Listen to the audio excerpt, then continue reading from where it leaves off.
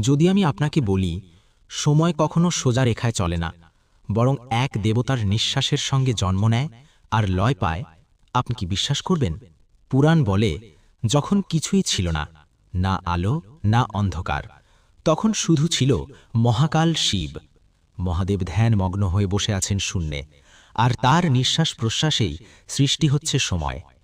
এক নিঃশ্বাসে জন্ম, আরেক নিঃশ্বাসে প্রলয়।